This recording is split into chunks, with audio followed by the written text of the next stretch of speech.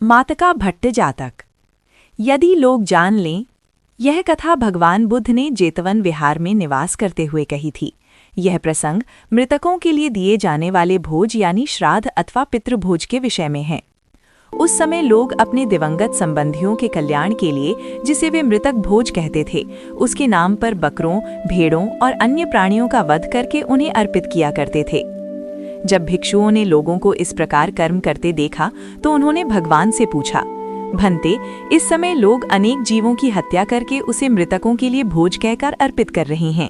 क्या भंते इसमें कोई पुण्य या कल्याण हो सकता है?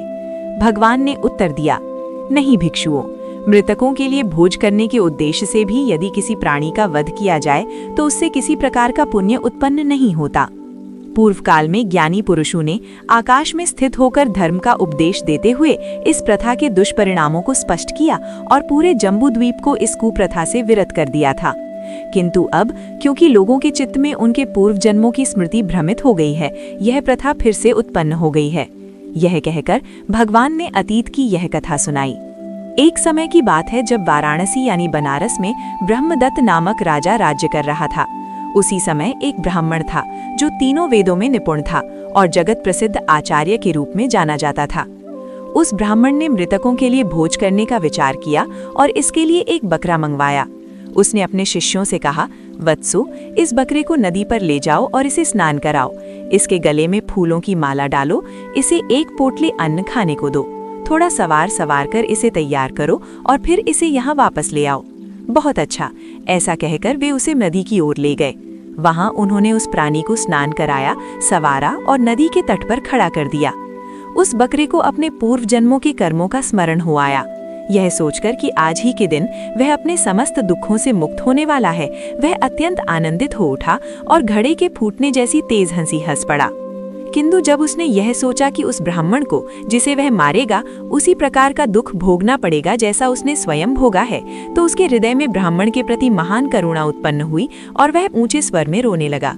युवा ब्राह्मणों ने कहा, मित्र बकरे, तुम्हारी आवाज हंसते समय भी ऊंची थी और रोते समय भी। बताओ तुम किस कारण हंसे और किस कारण रोए? बकरे ने उत्तर दिया, यह प्रश्न अपने गुरु के सामने पूछना। तब वे बकरे को साथ लेकर अपने आचार्य के पास आए और जो कुछ घटित हुआ था सब उन्हें कह सुनाया। उनकी बात सुनकर आचार्य ने बकरे से पूछा, तुम क्यों हंसे और क्यों रोए?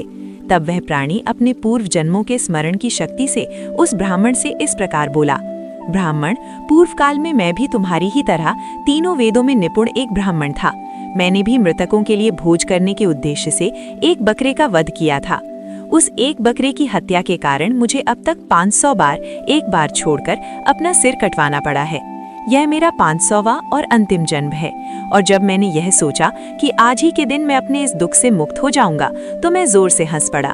पर दूसरी ओर जब मैंने यह सोचा कि मैं, जिसे एक बकरे की हत्या के कारण 500 बार सिर कटवाने का दंड मिला, आज मुक्त होने जा रहा हूँ और तुम मुझे मारने के दंड स्वरूप मेरी ही तरह 500 बार सिर कटवाने को बाध्य होगे, मेरा हृदय करुणा से भर गया और मैं रो पड़ा।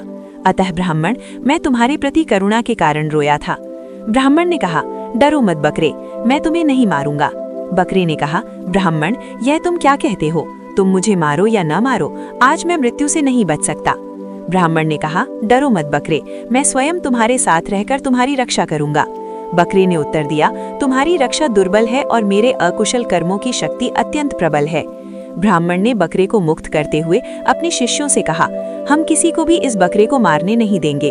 और उन युवकों के साथ वह बकरे के पीछे पीछे चलता रहा। जैसे ही बकरे को स्वतंत्र किया गया, वह एक चट्टान के शिखर के पास उग रही झाड़ी की पत्तियां चरने के लिए अपनी गर्दन फैलाकर आगे बढ़ा। उसी क्षण एक वज्रपात हुआ। चट्टान का एक बड़ा टुकड़ा टूटकर गिरा, उस फैली हुई गर्दन पर लगा और उसका सिर अलग हो गया और लोग वहां चारों ओर से इकट्ठा होने लगे। यह अंश अत्यंत स्पष्ट रूप से यह बौद्ध सत्य सिखाता है, हिंसा से कभी मुक्ति नहीं होती और कर्म का फल अनिवार्य है, चाहे कोई उसे रोकने का कितना ही प्रयत्न क्यों न कर ले। उन दिनों उसी स्थान पर बोधिसत्व का जन्म वृक्ष देवता यानी वन देवता के रूप में हुआ था।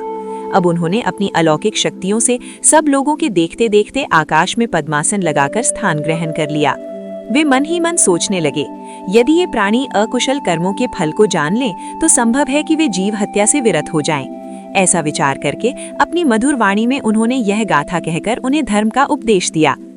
यदि लोग जान लें कि दुष्कर्म का दंड क्या है, वह है दुखमय पुनर्जन्म, तो वे कभी भी जीव हत्या नहीं करेंगे। हत्यारे का भाग्य अत्यंत कठोर होता है।